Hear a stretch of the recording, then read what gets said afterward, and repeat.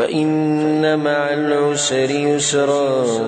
نو یقینا د سختی سره سانتیایی إن مع العسر يسرا یقینا د سختی سره سانتیایی دو پیری دا خبر رب العالمین وکړه یقینا د سختی سره د تکلیف سره ضرور اسانی راځي د تکلیف سره ضرور اسانی راځي دا خبر د رب العالمین دی او زما چې کوم سړي د آیت یاد کو د ترجمه یاد کړه او د آیت په زړه کې چرته به خپه نشي په مصیبتونو باندې چرته په مسلو باندې خپه نشي ګوره عرش والا رب وي یقینا د سختۍ سره اسانتیایي الله په خبره کې زموږ شک نشته نو بزړه مطمئن دی چې اسانتیا به راځي نه بهتره غم ولې راغستی دومره د بعض کسان والعیاذ بالله داسې ګډ وډ وي په دې مصیبتونو په تکلیفونو کې والعیاذ بالله ته وایي چې داسې ته یعنی په الله باندې یقین نشته عقیده نشته ویم دي په الله باندې صرف عقیده زموږ دغه ځای پورې ده لا اله الا الله محمد رسول الله پنځه منځونه کوه بس نور د رزق عقیده دا عقیده چې الله زما د مسلې حل کړي زما د مصیبتونو حل کړي دې کې د سوچ رب العالمین طرف ته نه ځي فإن مع العسر يسرا رسول صلی الله علیه وسلم وایي په حدیث کې او د سخت نه بعد راحت راځي د سخت نه بعد همیشه راحت راځي دا قانون دی د تیارې نه بعد څه راځي رڼا راځي په تیاره پسې چې د تیاره راغلې نه ده راغلې او ته خو به صبر کې د امتحان دی د رب العالمین قسمه قسم امتحانونه به د انسانانو باندې الله سبحانه وتعالی راوړي خاص کر په مؤمنانو باندې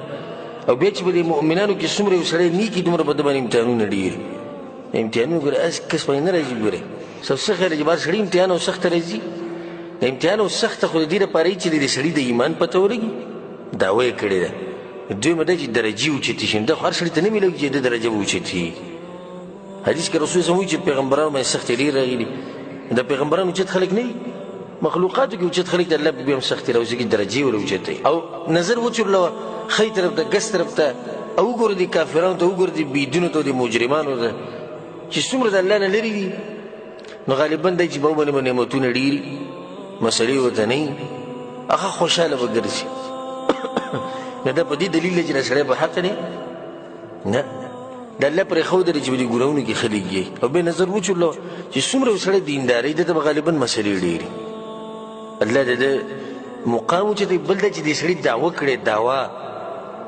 دعوه یې څه کړې ده وایي زه په الله مین یم زما د الله سره محبت دی زه د الله د دین دپاره دا کوم او زه دغه کوم الله وایي صحیح ده دعوه دې کړې ده اوس پې دلیل وښایه په دعوه باندې خلک دلیل ښیي که نه دلیل به پې څنګه ښایو په دې مصیبتونو سختو کې که صبر وکړو نو بیا صحیح ده ستا دعوه ډېر کسان چغه وایي چې کله به معمولي مصیبت راشي بیا ګډوډ شي او تر شي الحمدلله چې کم سړی مضبوط ایمان والی او په خپل رب باندې یقیني او دا خبره ما تاسو ته مخکې هم کړې چې د سلفو په وخت کې یو بدو ته چا ووایي عربي ته دا بدوان ډېر سادهګاني او چې ایمان راوړي به ډېر داسې مضبوط خلک دي په یو خبره پوهېږي به ډېرو نه پوهېږي نو هغه داسې مجلس کې ناست و نو چا په مجلس کې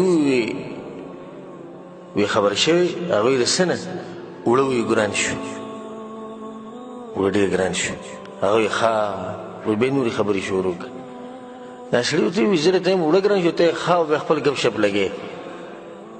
سړی چې ته سوچ وکړي خفه شي مشوره وکړي کې به نو په دې ولې ګران شو څه لپاره ګران شو سړی په دې باندې پوره خباس وکړي لکه څنګه چې زموږ دا بعض خلک کوي لګیا دي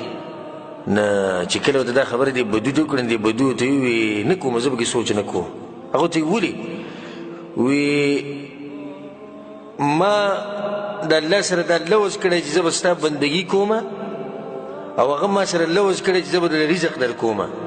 زه په خپل لوز ولاړ یم او رب العالمین د خپل لوز خلاف ورزي نه کوي ما سره سوچ دی خپل لوز دی چې د عبادت به زه پوره کړم او پوره به یې نه کړم د الله د لوز ما سره سوچ نشته د هغه په لوز کې زما ذره برابر شک نشته هغه ویلي زما د دې څه کار چې اوړه ګران شو کارزان شو راکوي به هغه لوز کړی زما کار دې سره دی چې زه به خپل لوز کې څنګه یم څومره درنه خبره وکړه دغه خلک دي چې ایمانونه او عقیدې مضبوط دي زمونږ که د سعودي عرب ویزه خراب شو نو پته نه چې څه به الله اکبر سعودي عرب ویزه چې خراب شي لاس نیولو له منډه خلک را روان ته به چې بدنسي چلو شي دا کوم الله چې په سعودي عرب کې رزق ورکړي د پاکستان کې نه ورکوي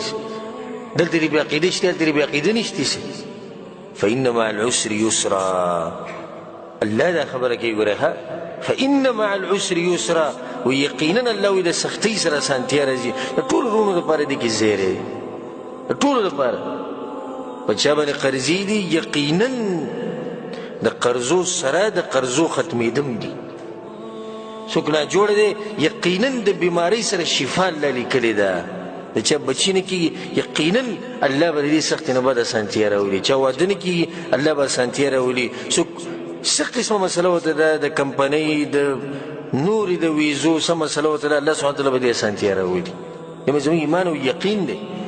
او چې کله د ایمان او یقین دې شي نو الله به دا مسلې اساني او چې کله د دنیا سره د تعلق رب العالمین سره تعلق نو دا مسلې به دې روبرو دا به ښه ډېرېږي ختمېږي نه